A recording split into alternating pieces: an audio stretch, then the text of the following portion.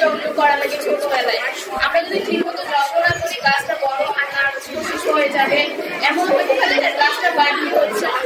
সেরকম গাছের সাথে না আমাদেরও অনেক সম্পর্ক আছে। আমরা এই বয়সে খাবারটা খাই, আমরা যদি নিয়মে খাবার খাই না, আমরা ফুড খাবার তখন হবে কি আমাদের শারীরিক গঠন, আমাদের যে আমরা বাড়ি প্রায় সবকিছু না ভুল প্রসেসে হয়ে যাবে। তখন আমরা বিভিন্ন রোগে আক্রান্ত হয়ে যায়। তো আমরা সবাই অনেক খাবার খাই, পছন্দ করি খাবার খেতে। তো আমরা যদি একটু সঠিক নিয়মে খাবার খাই তখন কি হবে, আমরা একদম পুষ্টি সম্পন্ন মানে অনেক পুষ্টি নিয়ে ভালো মতো সুস্থভাবে বড় হতে পারবো।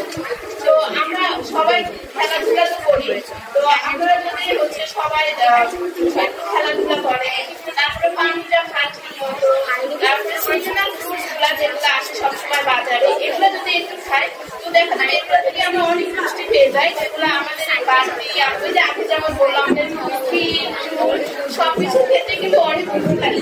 তো আমি বলবো এটাই যে সবাই চেষ্টা করবা একটু সিজনাল ফ্রুটস গুলা খেতে, ইভেন একটা সময় যেমন বিকেল বেলা, আর সবাই যদি একটু সকালে আসে বিকেল বেলা ওটা একটু বিকেল বেলা একটু সিজনাল ফ্রুটস গুলা খেতে, তাহলে এগুলোকে খেতে মজা হয়, একটু টক টক সবাই টক পছন্দ করো না, টক খাবা একটু মিষ্টি খাওয়া, এগুলো দিলে হবে কি আমাদের ব্রেনটা অনেক ভালো মাইন্ড।